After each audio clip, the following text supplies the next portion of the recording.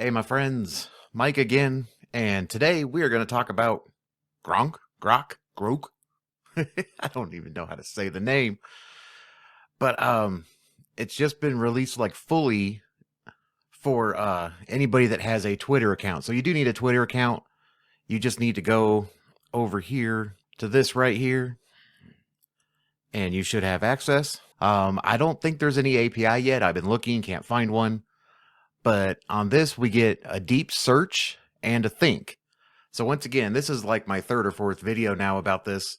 I'm always looking for a good AI researcher for the stuff that I like to do. I will mention though, again, I mentioned this before, that when you're testing these out, you should always make sure it's about a subject that you actually know. Like for example, I use digital photography and all these because I know photography, I know digital photography. So when it spits out a bunch of information, I actually know it's good, so, I'm not going to search for the quantum dynamics or thermal dynamics of a meteor passing the event horizon of a supermassive black hole.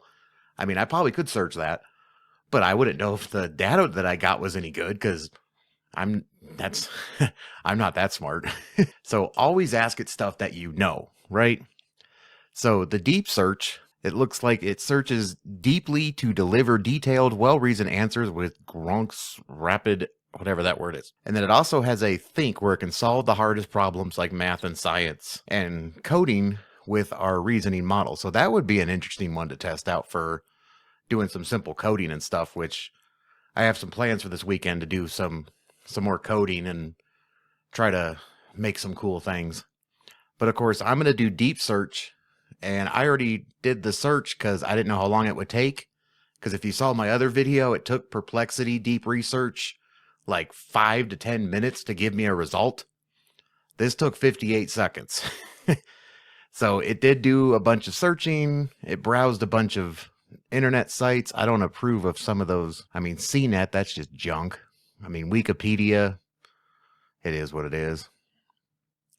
It didn't seem to search like actual camera type of websites that I would probably search for this type of information. It used a lot of very generic searches like CNET, well, maybe the Digital Camera Museum in Germany. That'd probably be a good one. I'd probably search that one and the English version of it.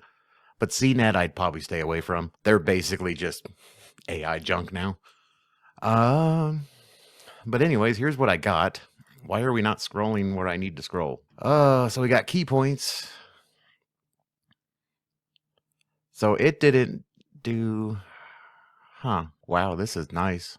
I need to give it the prompt like I do in the other ones, but I forgot to, but this is nice. This is pretty good. I like this. I mean, I haven't seen anything that really, I wish it wouldn't talk about I get that camera phones are part of digital photography. And I guess I could make my prompt say, don't mention anything about digital camera phones, but whatever. But I don't see that it got that critical time period in the 2000 to 2010s, because once again, it goes right into mobile phones. It kind of glosses over that time period again. It goes right into cell phones and smartphones. And I mean, a lot happened in digital photography in this time frame. There was a lot going on. And so hold on, let me get my prompt and try again. Okay, so I got my prompt that I've been using on all my other ones. And this is my basic prompt. Nothing fancy, just pretty simple. Let's make sure we hit the deep search. And let's see how long this takes. Okay, so I gave it my prompt. It took 42 seconds. It searched 34 sources. One thing I do want to mention that I haven't seen on any of these researchers that I've used, nobody mentions Hasselblad. I mean, okay. That was a big deal. Okay, so let's just scroll down to what do we got here? So I got key points. So it just it did the same thing. It didn't even follow my prompt. It just basically did the same exact thing. So obviously it doesn't follow prompts very well, because other ones gave me, information like this, where I got the headings, the key points, like Gemini did a really good job. I got key points, keywords, elaborate, key points, keywords, elaborate. DeepSeek did a good job at that. And so far, DeepSeek is the only one to mention the megapixel race, which, like I said, was a huge deal. And of course, the mirrors revolution, which was a huge deal.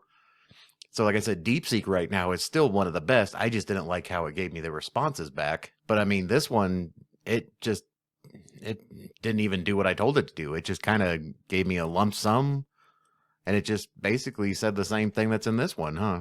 I mean, once again, this is not bad data. This is actually really good. Like I said, it's missing some things. I mean, I do like this table that it created. That was pretty cool. Granted, this is from Wikipedia, which, but I mean, they even have the history of Nikon digital SLR cameras, but they hardly even mention it. I mean, let's see if they even have Hasselblad. Look at nothing for Hasselblad. I mean, Hasselblad, whatever. But yeah, I mean, just as a basic searcher, I mean, I just gave it the history of digital cameras the first time. And I mean, I actually like the data that I got. I mean, it's very relevant. I mean, I've been looking at it. It's very good. I mean, I like it. I mean, I might have to try this one out. Like I said, there is no APIs on it right now. I will have to try the Think thing on a later date. A little busy today. But other than that, that's all I got for you. Thanks a lot. See you again. Bye.